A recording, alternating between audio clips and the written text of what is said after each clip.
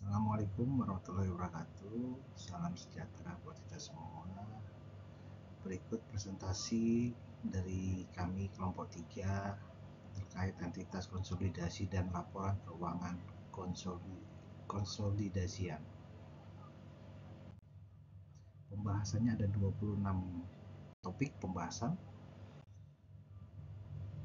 Berikut. Baik, saya mulai. Apa itu entitas konsolidasian? Entitas konsolidasi berarti setiap anak perusahaan dan entitas lain yang akun-akunnya akan digabungkan atau dikonsolidasikan dengan akun peminjam dalam laporan keuangan gabungan atau konsolidasinya jika laporan tersebut disusun pada tanggal tersebut. Apa itu laporan keuangan konsolidasian? Laporan keuangan yaitu laporan yang mengungkapkan secara jelas posisi keuangan dan hasil usaha sebuah induk perusahaan atau entitas pengendalian dan beberapa anak perusahaan atau entitas yang dikendalikan seakan-akan entitas individu menjadi satu perusahaan. Periode laporan konsolidasi. Laporan konsolidasi merupakan kewajiban yang ada pada saat pengendalian telah terjadi. Laporan keuangan konsolidasi disusun atas dasar 1 tahun atau 12 bulan, yakni per 1 Januari sampai 31 Desember tiap tahunnya. Kewajiban penyusunan laporan keuangan konsolidasi muncul sejak terjadinya hubungan entitas induk entitas anak. Laporan konsolidasi terdiri dari 3, yaitu laporan laba rugi konsolidasi, laporan posisi keuangan konsolidasi, laporan arus kas konsolidasi. Dua perusahaan dianggap perusahaan dengan hubungan yang istimewa atau related companies or affiliated ketika suatu perusahaan mengendalikan perusahaan lain atau kedua perusahaan berada di bawah pengendalian yang sama oleh perusahaan lain. Setiap penggabungan usaha menghasilkan satu dari dua situasi berikut, yaitu aset neto dari satu atau kedua perusahaan yang bergabung ditransferkan ke satu perusahaan dalam merger atau konsolidasi, atau tiap perusahaan bergabung tetap sebagai entitas legal terpisah atau separated legal entitas atau akuisisi saham. Tujuan laporan konsolidasi. Laporan keuangan konsolidasian terutama ditunjuk oleh kepentingan pihak-pihak yang memiliki kepentingan jangka panjang dengan induk perusahaan seperti pemegang saham, kreditur, penyedia dana lain ke induk perusahaan berdasarkan PSAK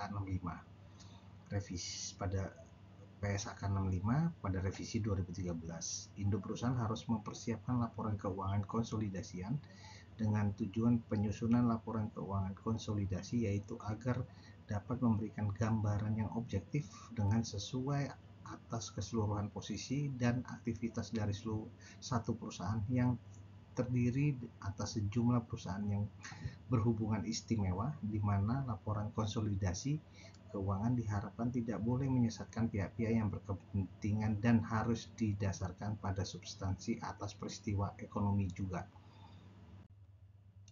Manfaat laporan keuangan konsolidasian ada 2. Laporan keuangan konsolidasi memberikan informasi terkini bagi manajemen induk perusahaan, baik mengenai operasi gabungan dari entitas konsolidasi dan juga mengenai perusahaan individual yang membentuk entitas konsolidasi. Yang kedua, laporan keuangan konsolidasi dapat memberikan gambaran yang jelas tentang total sumber daya perusahaan, hasil gabungan di bawah kendali induk perusahaan kepada para pemegang saham dan penyedia dana lainnya. Keterbatasan dalam laporan keuangan konsolidasian ada 5. Dapat menyembunyikan kinerja perusahaan individu yang tidak bagus dengan kinerja perusahaan lain yang bagus. Yang kedua, tidak semua saldo laba ditahan konsolidasi tersedia untuk dividen induk perusahaan. Begitu pula dengan aktiva. Rasio keuangan berdasarkan laporan keuangan konsolidasi yang terbentuk tidak mencerminkan kondisi entitas yang membentuk konsolidasi maupun induk perusahaan. Beberapa akun tidak dapat seluruhnya dibandingkan misalnya akun piutang. Yang terakhir, banyaknya informasi tambahan yang dibutuhkan untuk memberikan penyajian yang wajar. Laporan keuangan konsolidasi, konsep dan standar. Yang pertama, pandangan tradisional mengenai pengendalian.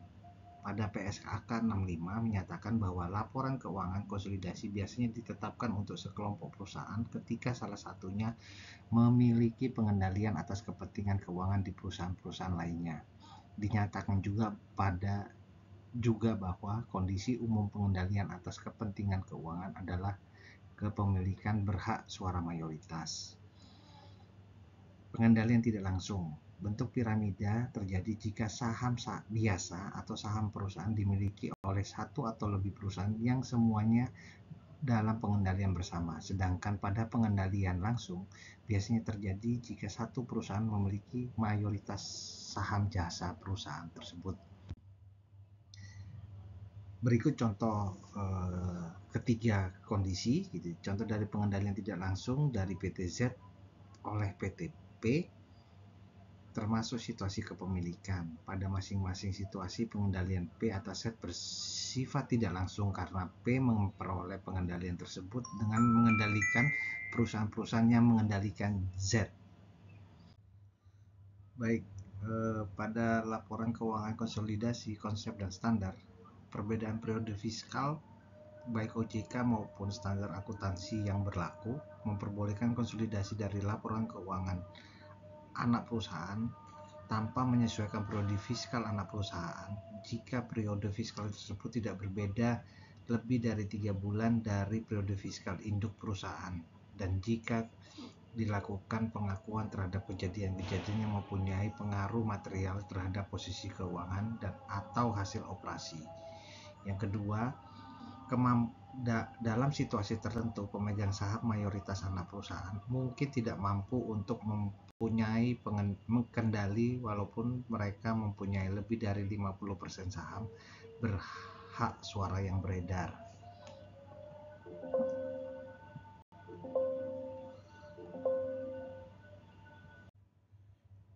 Selanjutnya, cara membuat laporan keuangan konsolidasi. Yang pertama, mengidentifikasi laporan keuangan entitas induk dan anak perusahaan secara keseluruhan. Yang kedua, menyesuaikan beberapa komponen dalam laporan untuk mengeliminasi catatan laba rugi beberapa perusahaan. Yang ketiga, melakukan eliminasi penghasilan dan dividen dari anak perusahaan serta memulihkan saldo akun investasinya seperti total nilai di awal periode. Selanjutnya, menyusun catatan dari beberapa kepentingan non-pengendali atas laba dan dividen milik anak perusahaan. Selanjutnya, melakukan eliminasi saldo reciprocal investment dan ekuitas pada laporan keuangan anak perusahaan. Selanjutnya, apabila dalam penyusunan laporan keuangan ini muncul nilai selisih, maka perlu dilakukan alokasi dan amortisasi. Selanjutnya, eliminasi terakhir juga perlu dilakukan pada beberapa saldo resiprokal seperti utang piutang, beban, hingga pendapatan sehingga laporan keuangan menjadi efektif.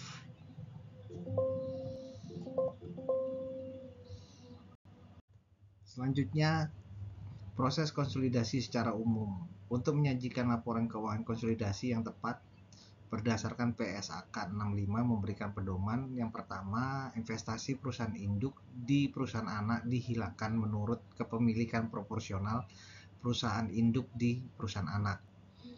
Selanjutnya, kepentingan non-pengendali atas keuntungan dan kerugian selama periode konsolidasi di anak perusahaan diidentifikasi. Selanjutnya, setiap kepentingan non-pengendali di aset bersih anak perusahaan konsolidasi diidentifikasi secara terpisah. Selanjutnya, saldo transaksi pendapatan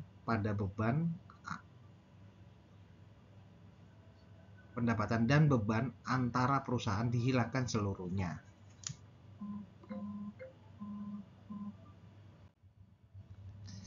Baik, selanjutnya kita bisa melihat gambar ini dapat membantu untuk memahami entitas konsolidasi. Entitas konsolidasi seperti pada gambar induk perusahaan dan di bawahnya anak perusahaan.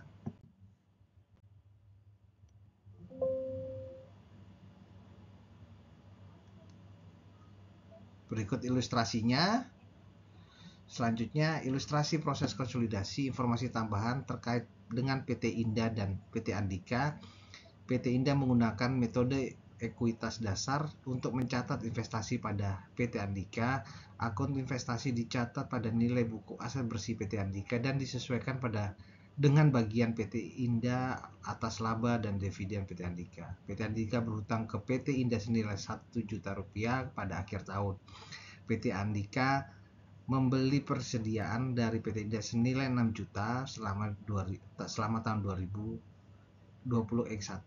Persediaan tersebut mempunyai biaya perolehan awal 4 juta. PT Andika memegang persediaan tersebut pada akhir tahun. Selanjutnya kita bisa lihat ini ilustrasi laporan keuangan konsolidasinya yang sudah dibuat, dan ilustrasi proses konsolidasinya. Pada ilustrasi PT Indah dan PT Andika, beberapa hal perlu mendapat perhatian khusus untuk memastikan bahwa laporan keuangan konsolidasi menampilkan seakan-akan laporan keuangan tersebut adalah laporan keuangan dari suatu perusahaan tunggal. Yang pertama, kepemilikan antar perusahaan, piutang dan utang antar perusahaan. Yang ketiga, penjualan antar perusahaan. Berikut ilustrasi kepemilikan saham antar perusahaan. Karena suatu perusahaan tidak dapat melaporkan investasi dirinya sendiri dalam laporan keuangan saham biasa, PT Andika dan PT Indah dalam saham tersebut harus dieliminasi saham biasa. PT Indah tetap sebagai saham biasa entitas konsolidasi seperti pada gambar. Berikut mengilustrasikan piutang antar perusahaan. Satu perusahaan tidak dapat berhutang kepada dirinya sendiri. Walaupun sebagai perusahaan terpisah, PT Indah melaporkan piutang usaha sebesar 1 juta dari PT Andika, dan PT Andika melaporkan utang usaha sebesar 1 juta ke PT Indah. Piutang dan utang seperti itu tidak ada dari sudut pandang konsolidasi, karena itu 1 juta dieliminasi dari piutang dan utang dalam membuat neraca konsolidasi, seperti kita lihat pada ilustrasi gambar. Baik, selanjutnya penjualan antar perusahaan. Sebagai ilustrasinya, perusahaan tunggal tidak dapat mengakui laba dan menaikkan nilai persediaan hanya karena persediaan tersebut ditransfer dari satu departemen atau divisi lain. Hal ini juga berlaku untuk penjualan antar perusahaan dalam entitas konsolidasi. Seperti kita lihat ilustrasinya, tidak dapat mengakui laba dan menaikkan nilai persediaan. Baik, selanjutnya perbedaan antara biaya perolehan dan nilai buku. Jika PT Indah membayar lebih untuk investasinya PT Andika di atas nilai buku saham yang diakuisisi, differential debit, selisih tersebut dalam konsolidasi dialokasikan ke aset dan kewajiban tertentu dari PT Andika atau goodwill. Sudut pandang entitas tunggal. Untuk memahami tiap penyusutan yang diperlukan dalam membuat laporan keuangan konsolidasi harus berfokus pada mengidentifikasi perlakuan atas hal-hal khusus dari tiap perusahaan terpisah dan mengidentifikasi jumlah nominal yang akan muncul dalam laporan keuangan dari hal-hal khusus tersebut jika entitas konsolidasi merupakan perusahaan tunggal.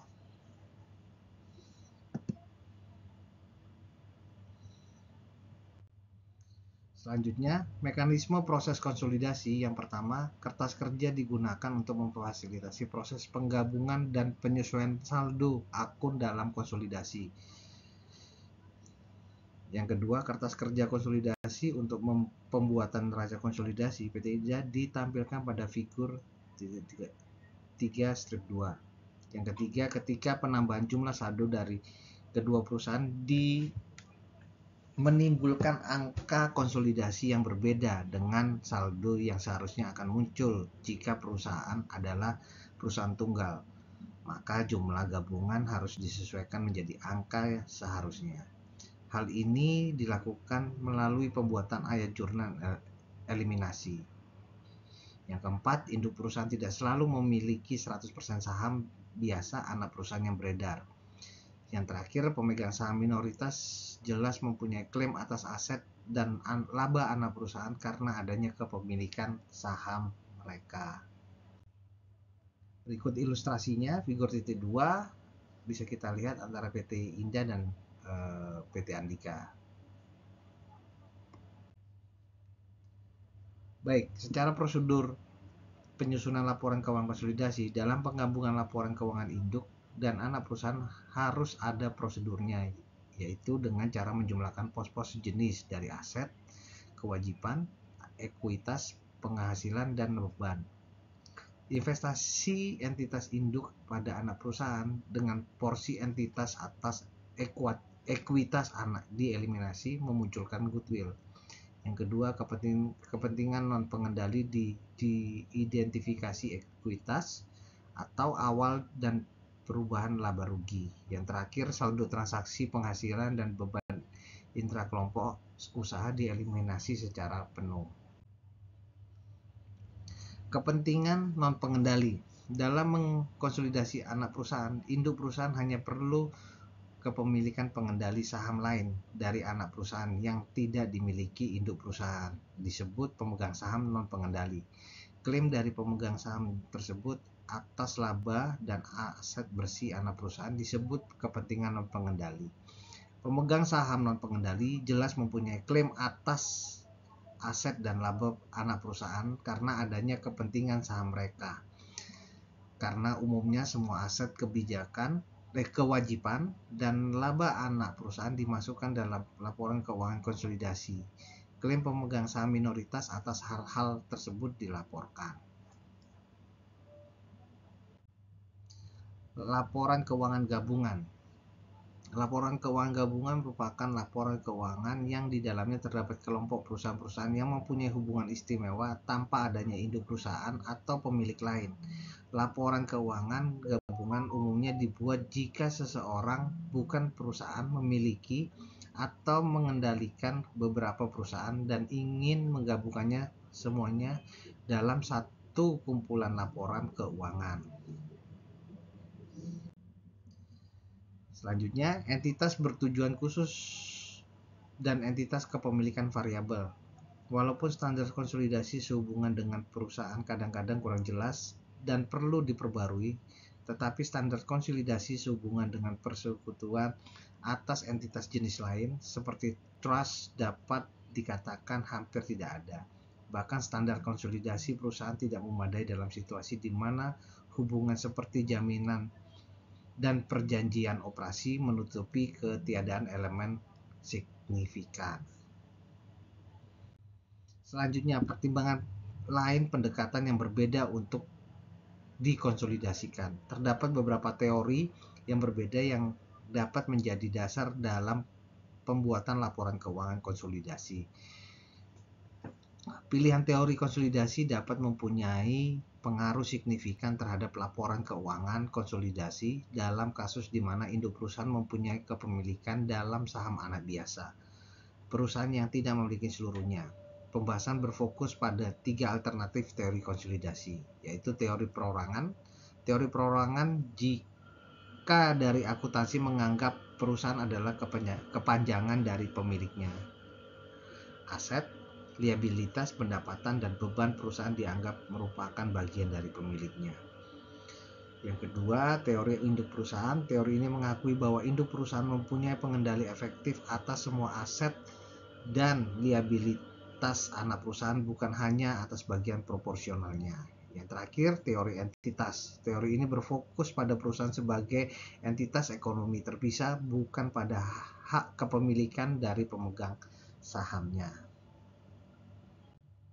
Pertimbangan lain pendekatan yang berbeda dikonsolidasikan. Bisa kita lihat secara ilustrasi, teori perorangan dan teori entitas dapat dilihat terletak pada ujung yang paling saling berbeda dari suatu spektrum, dengan teori induk perusahaan terletak di antaranya, seperti pada gambar.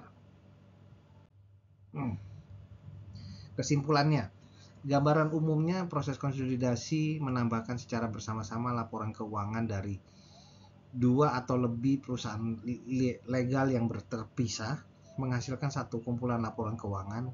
Dapat kita tarik suatu pemaham bahwa laporan keuangan konsolidasian diperlukan apabila salah satu perusahaan yang bergabung memiliki kontrol terhadap perusahaan yang lain, dan sebaliknya. Laporan keuangan konsolidasi tidak diperlukan apabila satu perusahaan tidak memiliki kontrol terhadap perusahaan lainnya. Artinya, jika tidak memiliki hak kendali kontrol yang lebih, maka mereka adalah badan usaha entitas mandiri. Artinya mereka masing-masing akan membuat laporan keuangannya sendiri dan tidak mungkin untuk digabungkan, ditambahkan, atau yang sejenisnya. Jadi tidak ada maksud untuk membuat sebuah laporan keuangan konsolidasian. Baik, itu presentasi dari kami kelompok 3. Salam Unsia.